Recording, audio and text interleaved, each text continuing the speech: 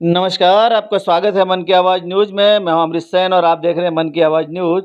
आइए हम ले चलते हैं मंडार थाना परिसर, जहां पर आपको बता दें कि हाल ही में कानूनों में संशोधन हुआ और 3 कानून नए जो लागू किए गए हैं, उसमें भारतीय न्याय संहिता, भारतीय नागरिक सुरक्षा संहिता और भारतीय साक्ष्य अधिनियम, इनके बारे में आज वीडियो कॉन्फ्रेंसिंग के द्वारा मुख्यमंत्री पूरे राजस्थान को संबोधित करेंगे।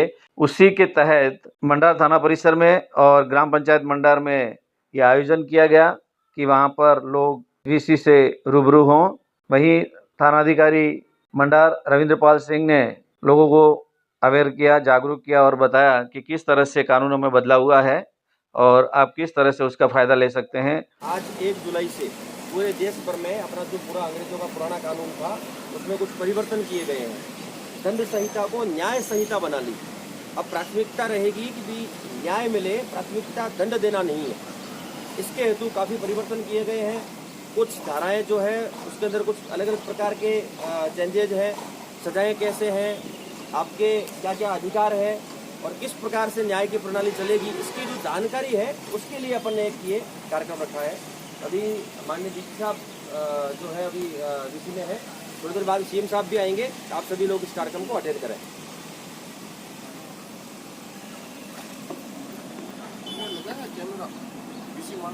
अगर कोई किसी औरत को शादी का ढांचा देके उसके साथ किसी प्रकार वो गलत कृत्य करता है, उसके लिए धारा 69 उसके तहत दंड का प्रावधान किया गया। ये पहले नहीं था, ठीक है। ये नई धारा जोड़ी है इसमें कि भाई महिलाओं के सुरक्षा के लिए, उनके हक के लिए भी कुछ कानून में और अच्छा होना चाहिए, इसलिए इसको नया जोड़ा है। उसी प्रकार से 18 वर्ष से कम उम्र की बालिकाओं के विरुद्ध अपराध के लिए गंभीर सजा का प्रावधान, जिसमें जघन्य अपराधों के लिए 18 वर्ष से कम उम्र की जो बच्चियां हैं उनके साथ किसी प्रकार का इस प्रकार का कोई गलत काम और इस प्रकार होता है, उसके लिए मृत्युदंड तक का प्रावधान किया गया है।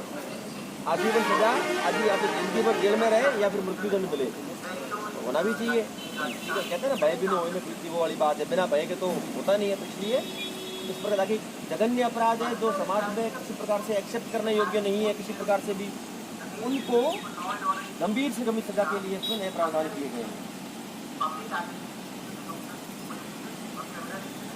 बच्चों को आपराधिक गतिविधियों में नियोजित करना या बाल श्रम और वेश्यावृत्ति में प्रवृत्त करना या बच्चों की तस्करी और खरीद फरोख्त करने वाले अपराधियों को कठोर सजा का प्रावधान किया है। जो बच्चों को किसी गलत धंधे में धकेल देते हैं, बच्चियों को धकेल देते हैं, इस प्रकार से कुछ अगर चीज़ होती है तो उसके लिए भी कठोर से कठोर सजाओं का प्रावधान किया है। पहले इतनी कठोर सजा नहीं थी उसके अंदर, अब काफ़ी कठोर सजाओं का प्रावधान किया गया है। बच्चों को कहीं अपने भेज देते हैं मजदूरी करने के लिए, भीख मांगने के लिए। आपने देखा होगा शहरों के अंदर बच्चों को क्या करते हैं, भीख बैठा दिया कि तू भीख मांग, ठीक है। बेचारे वो दिन भर बैठ के तो उनके पूरा भविष्य खड़ा हो जाता है। उनमें भी कठोर से कठोर सजा का प्रावधान किया गया है। अच्छा, आदतन दुष्कर्म के अपराधियों को अंतिम सांस तक कारावास। अगर ऐसा कोई व्यक्ति है जो आदतन अपराधी है दुष्कर्म का, बार बार किसी औरत के साथ गलत काम करने का इस प्रकार से प्रयास काम करता है, उसको अंतिम सांस तक कारावास, जब तक उसकी सांस नहीं निकलेगी वो जेल में रहेगा। ठीक है, कितना अच्छा प्रावधान किया है। पहले ये नहीं था, अब ये उसकी सजा यही है, अंतिम सांस तक प्रावधान। ये एक और नया किया उधर उधर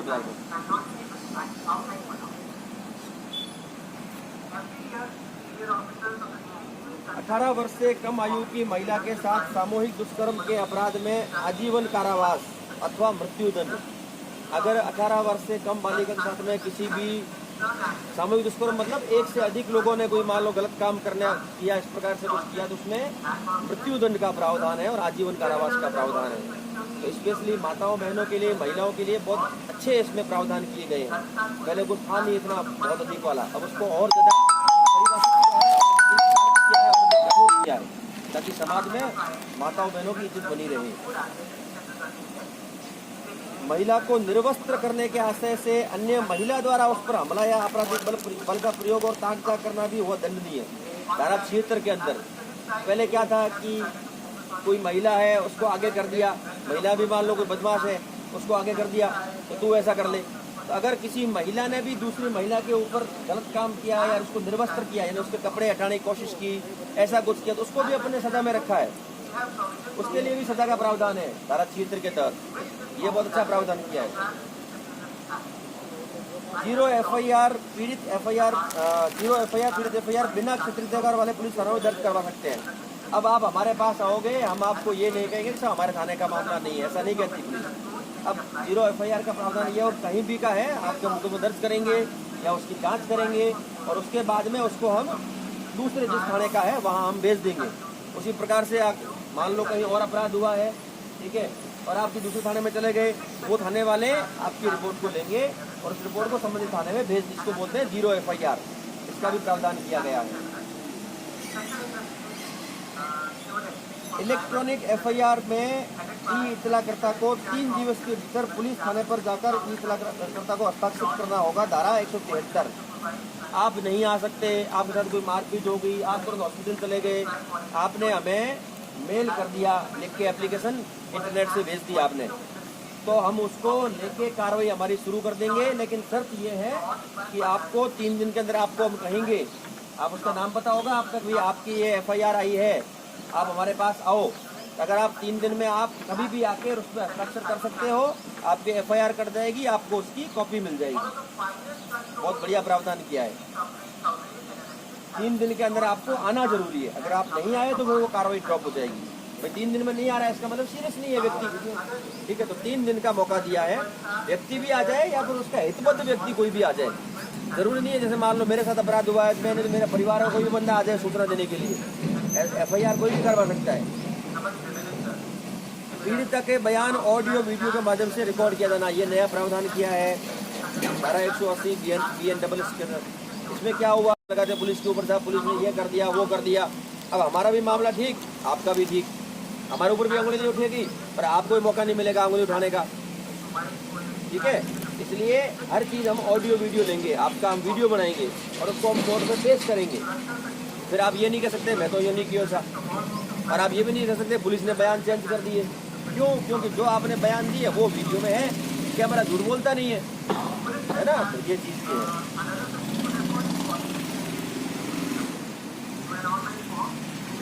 पहले क्या था कि पीड़िता कोई होती थी तो उसकी महिला मजिस्ट्रेट ही बयान लेती थी। अब उसमें अपने हल्का सा चेंज किया है कि पुरुष भी ले सकता है, लेकिन पास में कोई न कोई महिला बैठा के फिर ले सकता है। पहले क्या दिक्कत होती थी, जैसा महिला अधिकारी इतने मिलते नहीं है, ठीक है, तो उसको सरल कर दिया प्रक्रिया को। तो कोई भी पुरुष अधिकारी भी ले सकता है, लेकिन महिला किसी महिला की उपस्थिति में, साथ में कोई महिला एक उपस्थित रहेगी। पहले क्या होता था कि जैसे मान लो कोई दुष्कर्म हो गए, बलात्कार, इस प्रकार की जो घटनाएं हुई, उसके अंदर जो डॉक्टर की रिपोर्ट है वो बहुत लेट आती थी कई बार।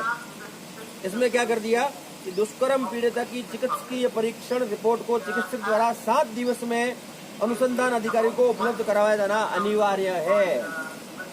अनिवार्य मतलब ये है अगर नहीं किया तो उनके खिलाफ भी कानूनी कार्रवाई होगी। तो इससे क्या होगा, पीड़िता को न्याय जल्दी मिलेगा, जल्दी कार्रवाई पूरी होगी तो जल्दी। पहले क्या होता था, हम डॉक्टर को रिपोर्ट दो, डॉक्टर साहब रिपोर्ट दे नहीं पाते, उल्टे जो भी चीजें थी।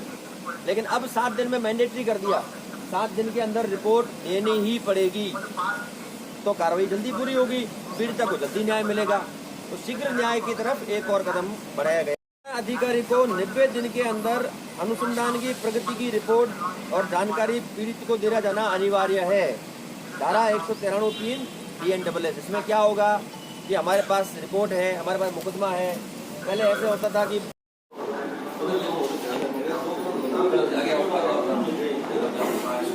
नई विधियों में प्रावधान भी किया गया है कि पुरानी विधियों में जो प्रावधान थे अनुसंधान अधिकारी ललित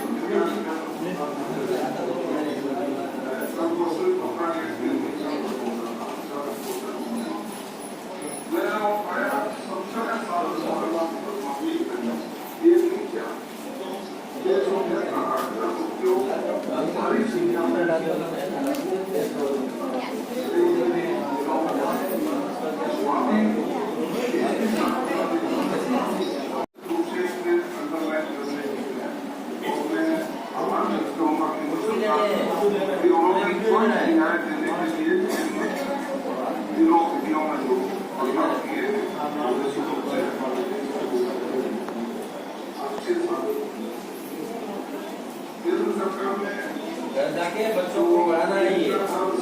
आपको पढ़ना आता है तो बहुत बढ़िया, तो उनको पढ़ना है, बच्चों से पढ़वाना है, तो क्या है जरूरी नए कानून की जानकारी है। कानून सबके लिए होता है, बहुत जरूरी है।